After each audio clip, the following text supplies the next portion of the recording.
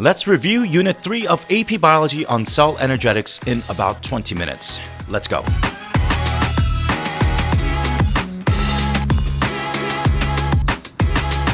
Hey guys, this is Mikey from Avo Prep Academy, and on this channel, we cover AP Biology related content. And in today's video, we're going to be tackling Unit 3, which deals with three major concepts: enzymes and energy, photosynthesis, and cell respiration. This is a pretty huge unit, so without further ado, let's begin right away. We'll begin this review by revisiting Chapter 8 first, which I like to divide into three major themes. 1. Energy as it pertains to biology. 2. The structure and function of enzymes. And 3. Feedback loops using enzyme regulation, including enzyme inhibition. The first part of this chapter can be pretty complex, but there is a simple way to build up to all the terms and concepts that you need to know. And as tricky as it sounds, we'll begin with the concept of entropy. In physics, entropy is referred to as a measure of disorder in a system. In this image, you'll see that in System A, all of the molecules are clustered together in one corner, while in System B, all of the molecules are randomly distributed about the system. And I think we can make a claim about the different amounts of entropy in each of these two systems. The argument goes that System A has less disorder, so less entropy, while System B has greater disorder, so more entropy. The rationale is that it takes less randomness, per se, to have all of these molecules clumped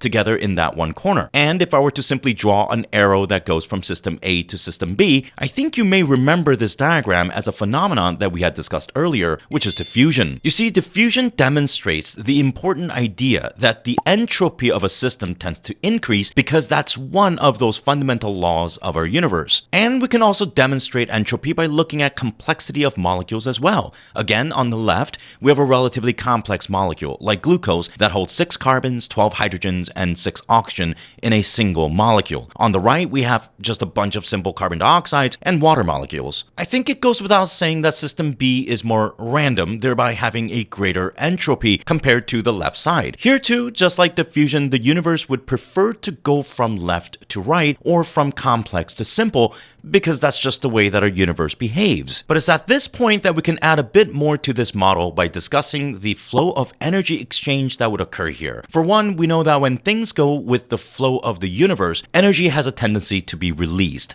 For instance, dropping a pen from your hand to the ground, the pen follows its natural movement due to gravity, and energy is released as it hits the ground and makes a sound. Likewise, as our diffusion occurs, there is a release of energy, albeit small, that could theoretically be accounted for with the world's best and most accurate thermometer, which technically doesn't exist. But more salient to this chapter, however, is that the complex molecules can break down, and when that happens, energy is released. And what's important to note is that if things were to go the other way, for instance, picking up that pencil from the ground and bringing it high up, or somehow collecting all those molecules from their random distribution and clumping them into one corner, well, all of those things would require energy. And once again, this would mean that when you take simple substances and bring them together through the formation of new chemical bonds and building that complexity, well, that too would require energy. So if all of that made sense to you, congrats, because that's really all this first part of the chapter is all about, with just some terms added in. So let's go through those as well. Complex molecules becoming simpler is said to have a positive entropic change because entropy would increase as things get more random. When complex things become simpler, we call it a catabolic reaction because the word cat reminds you of a cat destroying a Christmas tree, making it simpler. Catabolic reactions, as they are preferred by the universe,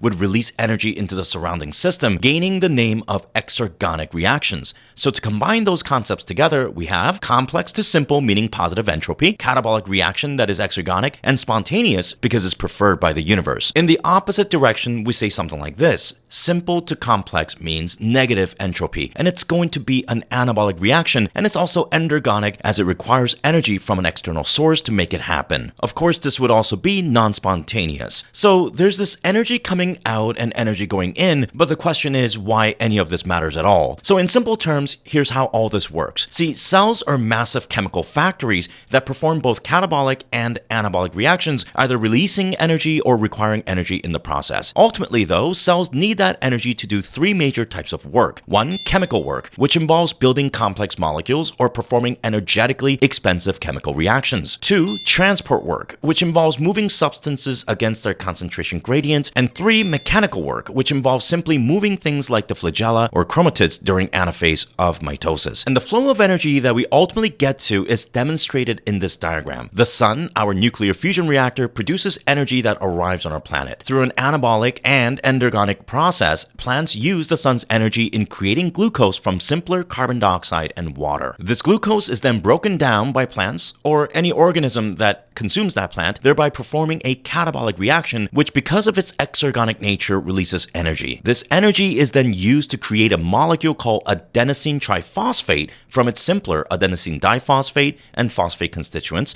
through an endergonic reaction that is also anabolic because it's creating more complexity. And it's here in this ATP that we have the currency of energy that can be used to perform all three major types of work performed by the cell as mentioned before. And that's really all there is to it. Now, how do enzymes fit into all of this? So we begin the second part of this chapter by exploring what enzymes are. You may recall from Unit 1 that enzymes are proteins made from a series of amino acids strung together to make a polypeptide chain. This chain may act alone or may combine with other polypeptide chains to maintain a particular structure that would confer it its function. And for enzymes, that function is catalyzing biochemical reactions that would occur either way too slowly or not at all in the absence of these enzymes. But because this chapter deals with energy, here we get to investigate how the enzymes do what they do by analyzing energy diagrams of various nature. Let's take a look at an example. Sucrose is a pretty important disaccharide for this course. It's made from 1 part glucose and 1 part fructose, joined together by a glycosidic linkage. As we've discussed earlier, it would of course be favored by the universe for sucrose to be simply broken down and exist as glucose and fructose. But the truth is that even if you were to pour a spoonful of sucrose into a cup of water and simply wait it out, that catabolic reaction simply would not occur. The reason lies in something called the activation energy. And in this diagram, we see that even in cases where we're looking at a catabolic and exergonic reaction, the hump that we call the activation energy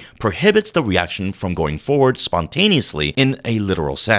And that's where these enzymes come in. Enzymes can reduce the activation energy of a reaction and therefore make it occur with greater speed and frequency. But the question is how? And for the purpose of AP biology, you don't need to do the actual calculus of numerical measurements of energy that's actually being reduced. Rather, you should know the macro level mechanics of how activation might be decreased, and there are 4 ways that we discuss it in this chapter. 1. Enzymes can help orient substrates in their optimal orientation for reactions to occur. 2. Enzymes can strain bonds that exist within substrates to help hydrolyze those bonds. 3. Enzymes can create a favorable microenvironment, perhaps using their R groups to create small pockets of acidic or basic environments. And 4. Enzymes can even form temporary bonds with the substrate to make certain reactions more likely to occur. All said and done, these features of enzymes are set to reduce the overall activation energy of a reaction. But what's important that the model that we use to describe the actual mechanics of enzymatic reactions is the induced fit model. Here we see that as the substrate binds to an enzyme in its active site, the enzyme itself is chemically affected by the substrate, therefore inducing a fit between the two substances by changing the structure of the enzyme too. And as a final note, keep in mind that enzymes are affected by environmental conditions such as pH, temperature, and salinity, as these factors could affect an enzyme structure, which would have obvious consequences on its function. The last part of chapter 8 deals with feedback loops, discussing allosteric regulation and inhibitors. With allosteric regulation, we're looking at a negative feedback loop to control the rate and the extent to which a particular metabolic pathway occurs. Here in this diagram, we can see that threonine undergoes several reactions to become isoleucine, both of which are amino acids. What's important to keep in mind is that we don't want this to happen forever, because then you might have too much isoleucine and not enough threonine. So what happens here is that the first enzyme in the pathway can be regulated by isoleucine itself. It has an allosteric site that, when attached to isoleucine, would alter the active site to such a degree that it no longer has the capacity to bind threonine. So it naturally curbs the rate and the extent of this entire pathway. And lastly, we have inhibitors, both competitive and non-competitive, which are typically produced as toxins or venoms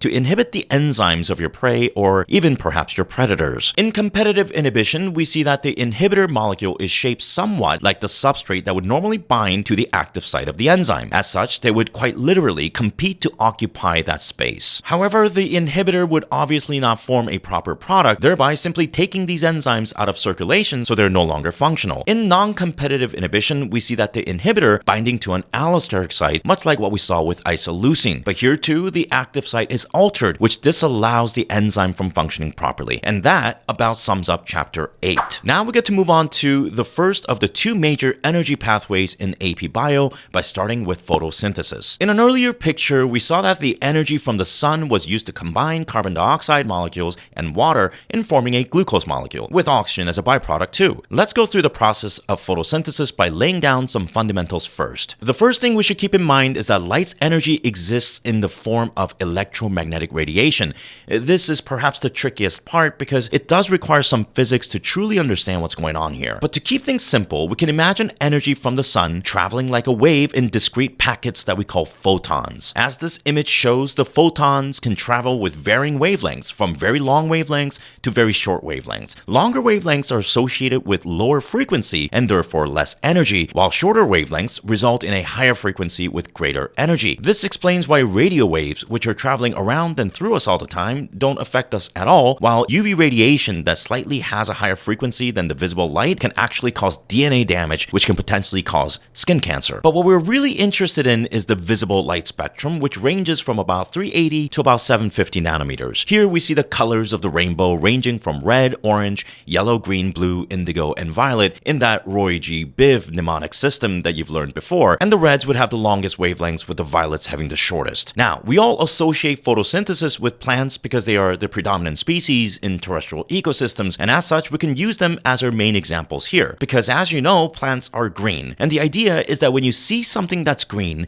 it means that something about that substance or being is absorbing all of the colors from the visible light spectrum except for the green that you see. Well, and technically a bit of yellow too. And the substance that actually does the action of absorbing certain wavelengths of light is called pigments. This is important because it turns out that plants are able to absorb the reds, the orange, and the blue lights from the use of a very particular pigment that we call chlorophyll. And while there are chlorophyll A and B and even accessory pigments like carotenoids, we don't really have to worry about their distinctions too much in this course. What's actually important is that in the process of absorbing the reds and blues, chlorophyll is actually absorbing the energy of the photon that is the light. But what happens as chlorophyll absorbs energy is important because this is the interface at which an electromagnetic phenomenon gets to interact with the material world made of matter. Here we learn that when a photon of light of the right wavelengths hits a chlorophyll molecule, the absorption of that energy results in the excitation of an electron within that chlorophyll molecule. Now I know that this part sounds a bit weird. What does it mean for an electron to be excited? Well, all you have to know for now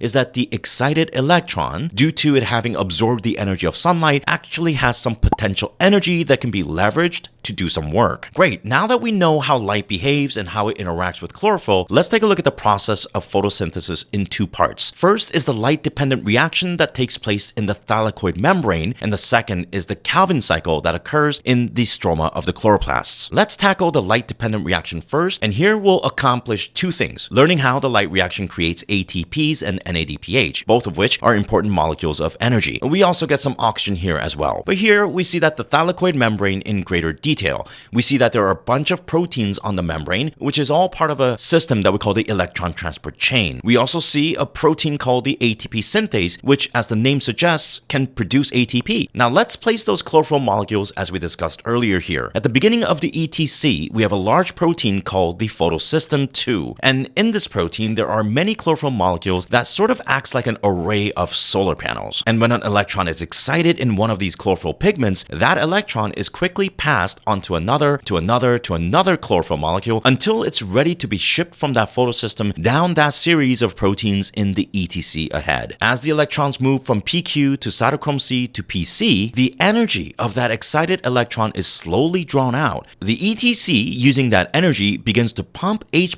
ions from the stroma to the interior of the thylakoid, creating a high concentration of H+ ions on the inside. Naturally, these ions want to leave, but the only protein through which it can do that is going to be the ATP synthase. Now, because H+ ions were pumped to a high concentration on the inside, the release of that concentration gradient with the H+ ions falling out of the thylakoid space provides sufficient energy for ATP synthase to perform the anabolic reaction of combining ADP and phosphate in forming adenosine triphosphate. So the first task is done. Now back to the ETC. The electron that is now technically low energy at PC gets passed on to the second photosystem called the photosystem 1. Here the electron gets re-energized at some point by another photon, gets excited, and this time travels through FD and finally to NADP+ reductase. Here's something interesting happens. You see, there are these molecules called NADP+, which can act as electron carriers. I always imagine NADP+ like this,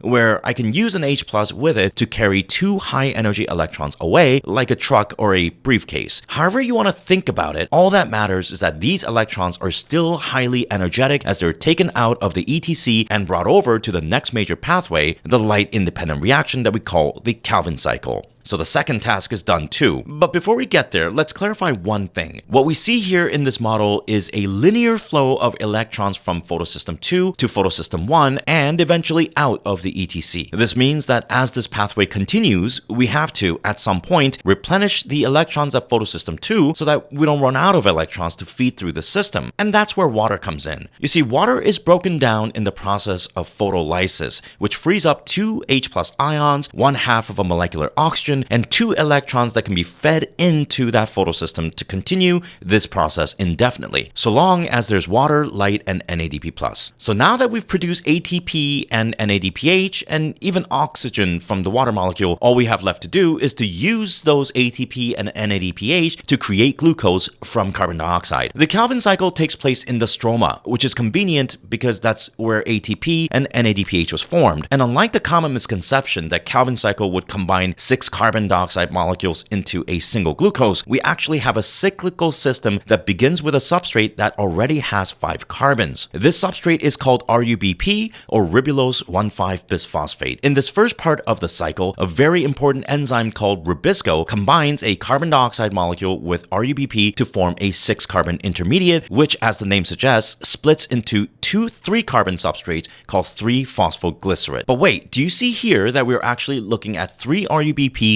and 3 CO2s interacting at a time? Well, that's a pretty good idea, and we'll see why soon. But for now, let's just humor the textbook writers and do it their way. So then, by combining 3 CO2s and 3 RUBPs, we have 3 6-carbon intermediates, which should form 6 3PGs. Into each of these 3PGs, the system adds phosphate from an ATP each, increasing the free energy and thereby producing 6 1,3-bisphosphoglycerates. Those ATPs were, of course, produced during the light reaction. Next, we add those high-energy electrons from NADPH into these molecules, forming 6 glyceraldehyde 3-phosphates called G3Ps. Now, here's why the numbers work out nicely. One of these G3Ps are removed from the cycle, meaning that 5 3-carbon substances are left to regenerate 3 5-carbon RUBPs we began with earlier. This makes sense because 5 times 3 is 15, and 3 times 5 is also 15, and the process of regeneration would still require 3 ATPs, one for each of the RUBPs being regenerated. But how does this actually make glucose? Well, with 2 G3Ps in this system, the plants can combine them into forming a single glucose molecule, which makes sense because a G3P has 3 carbons while glucose has 6 carbons. And at this point, I should simply remind you that the product of the Calvin cycle, ADP and NADP+, are then used as substrates of the light reaction, meaning that both reactions are interdependent on one another. At the very end of this photosynthesis chapter, the book dives into the ideas of C4 and CAM plants. But since that would take a long time, I will simply link a video in the description below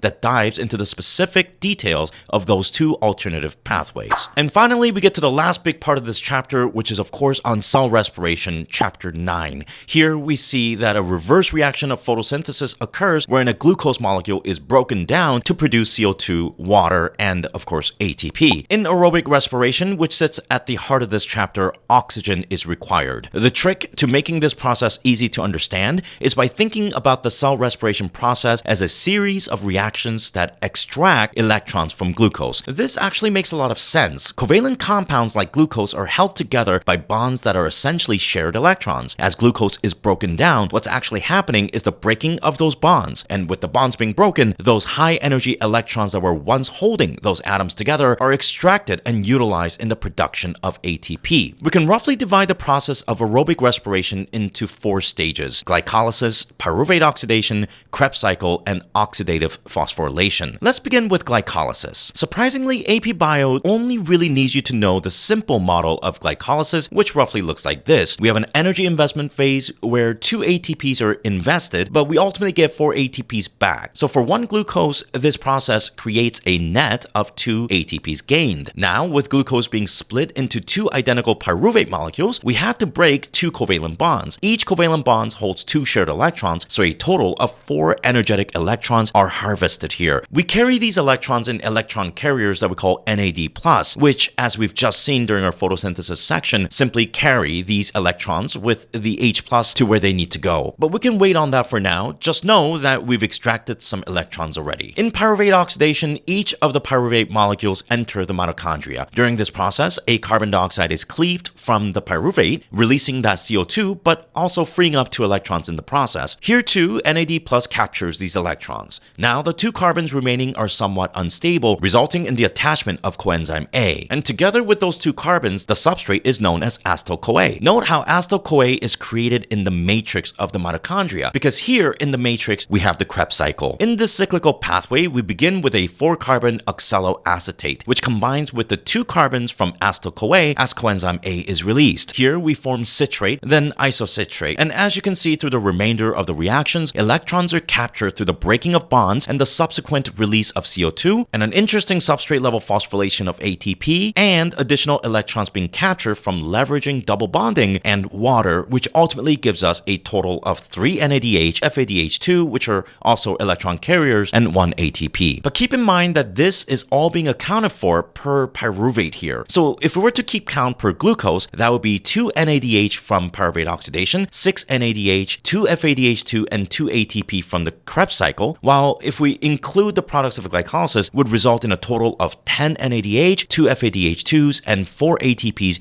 created thus far. But aerobic respiration should yield somewhere between 30 and 32 ATPs, meaning that not counting for the 4 ATPs we've already made thus far, there are still 26 to 28 ATPs left to be made, and the energy to create those ATPs lie within the electrons being carried by NADH and FADH2. So here we see the electron transport chain of the inner mitochondrial membrane, which can receive electrons from NADH or FADH2 and pushing them through the proteins as the energy from the electrons are used to pump H+ ions from the matrix and into the intermembrane space. H+ ions then fall back into the matrix through the ATP synthase, producing the remaining ATPs to make that 30 or 32 ATPs per glucose molecule. One last thing to note here is that the last protein of the ETC, protein complex 4, receives the low energy electrons arriving there, but they're removed by oxygen, which, as we call it, the final electron acceptor, joins those electrons with H+ ions to form water. The question then becomes, what happens when oxygen is unavailable? And in this final part of the chapter, we look at the process of fermentation. But for a more detailed analysis of that, click on the video in the description below, which dives more deeply into both ethanol and lactic acid fermentation. So that about covers the major themes and concepts from Unit 3. It's a pretty big unit with a lot of difficult concepts, but keep in mind that AP Bio is more focused on the big picture and how all of these ideas in this unit relate to the things that you've learned before and potentially what you'll learn later. So don't get bogged down on the details too much unless your teacher at your school asks for it. If you've enjoyed this video, go ahead and click that like button and consider subscribing to the channel for more review videos